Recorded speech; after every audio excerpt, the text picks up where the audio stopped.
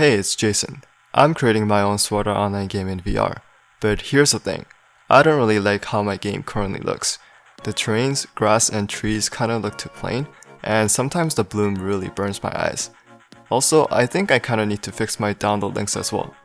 So this week, I'm going to try to improve the look of my game environment and add more features to the game. And before I start today's video, since I've also gotten a lot of requests to continue my Roblox game, I just want to let you guys know that I'm still working on the game and give you guys a little sneak peek on my gameplays to some Roblox fans out there. Okay, no more spoilers. So the first thing that I want to change is the overall environment of the game. And here I was immediately faced with some decisions to make. Hand paint my own textures for terrains, grass, and trees, and come to the realization that I have wasted days creating garbage. Or I decided to buy myself some nice looking grass shader asset pack from the Unity asset store. Not gonna lie, the overall look of the game just completely improved, and I thought I should do this more often.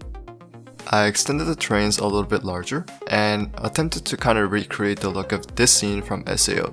I just really like the peaceful vibe coming from the scene when I first watched this episode.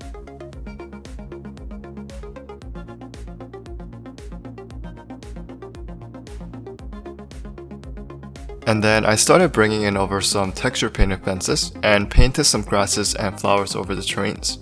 Everything was going pretty smoothly, and I was quite liking the overall look of the game when I was testing it on my Unity editor.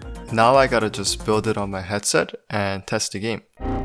And yeah, seems like my shit's not working. So I decided to download something called ADB and started to look at some crash logs by locating all Unity related stuff on my headset with this command, system out of memory, which probably just means there's too much shit on my scene. Well, I guess it's time to throw it in the garbage and undo everything. This time, I made sure to test my builds constantly as I work on the environment. I made sure that most of the assets are low poly and texture painted, and kept the post-processing as minimal as possible. And the build actually started working in the headset as well. Also turned on the shadow, and I think it's time to add an enemy that actually fits the first floor, something that doesn't use magic. Something like this will do. Wait, Jason, don't tell me you're spending more money on assets. Think about all the learning experiences. Then I started coding a little bit for the enemy movement, like certain types of attacks and walk cycle, then added a little slash animation when the enemy gets attacked by the sword. Also, while I was learning how to code enemy AI, I learned how to use Unity's animator state machine, where I can build the behaviors of the enemy depending on what animation is currently playing. So for example right here, you can kind of see that the enemy is sliding, and that's because the animation and the actual moving are done separately in script. But using the state machine, I can guarantee that the enemy is moving towards the target only when the walk animation is playing. You know, while I was attacking the enemies with my sword, I kind of thought to myself, wait, I would never use melee weapons in SAO. I would be using one of these. I added a little bow and arrow project from Unity and tested it on my controller. Here you can kind of see the different offsets from my real controller positions and the actual VR body, which is kind of problematic thing that I need to fix. But the idea is that I hold the bow with my left controller and get the arrow from the back of my body to shoot them. From Sketchfab, I got the SAO bow, modified the model a little bit to fit my code. Essentially, the bow works by putting a line renderer in between, and it draws between 3 points, so I just removed the string mesh in Blender to fit my needs. And this is how it looks in Unity when I try testing it on my editor. Then I started working on my health bar with UI mask to indicate player health and a little damage particle system when the player gets bitten by the wolf. And once again, I started to recreate the grass field in SAO using some texture painted walls and vines. After that, I started working on the item pickups and connecting it to the inventory system. What I had before was just a hard-coded list of items on the inventory controller, so I needed to change this so that whenever I pick up an item, it gets registered properly to the list. The code is pretty nasty, but I think it works for now. Using the Ray interactor on my controller, I can pick up the items, then check the inventory, click the item, and if I use it, it's going to disappear.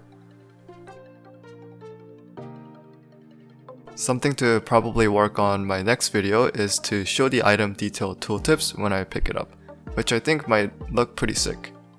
And I also really need to work on the hand movements to make it more natural, like I mentioned in the last video.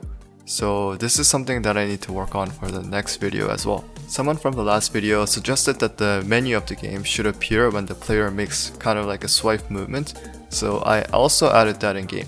You basically need to hold the menu button and swipe either down and up to toggle the menu in game. I mean, it seems to work on the Oculus controller. Also, my favorite part is this ding sound when you open the menu. Pretty cool stuff. Also, this other person suggested that the slime should be transparent a little bit, and I did just that to make it more slimy. The best thing would have been to add some kind of slime textures, but I'm too kind of lazy to do that right now. Lastly, I started to give my environment a final touch by adding a little bit of fog and leaves particle system to enhance the mood of the game. And after everything, I decided to test the scene on my headset, and I actually quite liked it. The environment was much prettier than what I had before, and I think I was quite happy with the result. This would be like, I think, the very first floor in the game, and I think I would expand this to connect to other villages and buildings as well. I think I'm quite liking the hand-painted texture styles of the game, and when I add other maps such as like dungeons, it'll be much quicker since I know what kind of style I'm going for. And for anyone wondering how you can play the demo, I actually put the APK file that actually works this time in itch.io. I used something called Headjack to transfer the APK to Oculus, so you guys can probably use that as well. I'm also trying to compile it for Windows as well to connect to your PC and play. I will also get that working soon until I fix this goddamn burst compiler error. And lastly, the game will always be free, so don't worry, you guys can download it and play. And before I run around the map for a little bit of testing, I want to thank my Patreons here for supporting my game development. And thank you guys all for watching this video. If you guys like the progress, you can hit the like button and subscribe for more. If you disliked the video, you can comment what you didn't like about it. And if you have any suggestions for this game, you can also comment down below to let me know, because it does help me what a lot of you guys want in the game. Also, this is from the future Jason. I'm also in the process of expanding this map and adding more monsters and mobs to the game, so be sure to subscribe to hear more updates.